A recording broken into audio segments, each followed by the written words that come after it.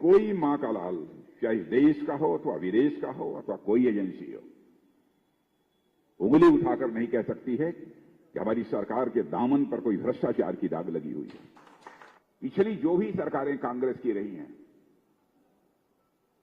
उन सब पर कभी न कभी कोई भ्रष्टाचार का आरोप लगा है। नमस्कार, मैं प्रकाश यादव, आप देख रहे हैं द सिविल बिहार।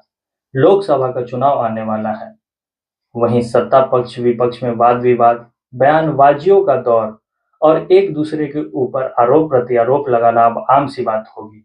बिहार दौरे पे आए भारत के रक्षा मंत्री राजनाथ सिंह ने क्या कहा, आइए सुनिए। अंके की चोट पर कहता हूं, यदि हमारी बातों से असहमत हो तो सार्वजनिक रूप से बोलेंगे तो मैं उसका स्वागत करूंगा।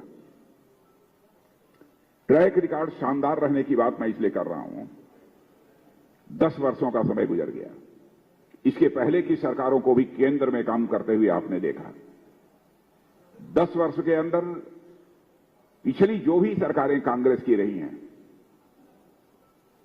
उन सब पर कभी न कभी कोई भ्रष्टाचार का आरोप लगा है। लेकिन मोदी जी के नेतृत्व में जो सरकार काम कर रही है, 10 वर्षों का समय गुजर जाने के बाद भी कोई मां का लाल, चाहे देश का हो अथवा विदेश का हो अथवा कोई एजेंसी हो, उंगली उठाकर नहीं कह सकती है कि हमारी सरकार के दामन पर कोई भ्रष्टाचार की दाग लगी हुई है। इसलिए मैं ये कह रहा हूं, मैं ऐसा कोई दावा नहीं करना चाहता कि हमारी पार्टी में बिल्कुल गंगा स्नान करने के बाद बड़े धुले हुए लोग आते हैं। यह मैं दावा नहीं कर रहा हूं।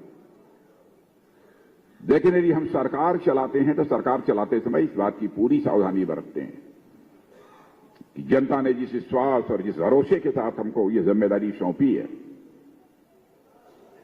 उस विश्वास और भरोसे को हम किसी भी सूरत में टूटने न दें। यह हमारी कोशिश रहती है।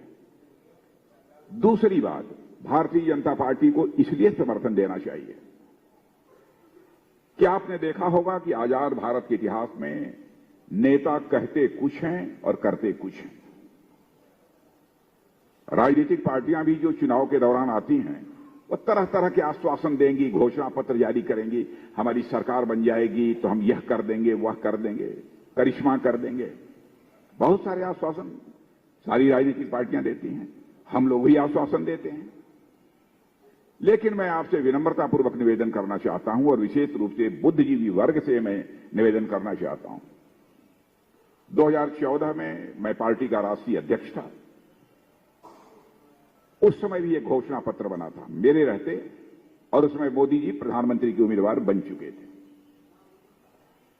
मोदी जी बार बार मुझसे कहते थे कि अध्यक्ष जी, इस बात का ध्यान रखिएगा कि कहीं घोषणा पत्र में कोई ऐसी चीज न आ जाए जिसे हम पूरा न कर पाए। और आपको जानकर खुशी होगी, 2019 में भी जब घोषणा पत्र बनने लगा तो मैं भारत का गृह मंत्री था। उस समय भी मोदी जी ने यह कहा कि राजनाथ जी, इस घोषणा पत्र बनाने की जिम्मेदारी आप ही निभाइएगा।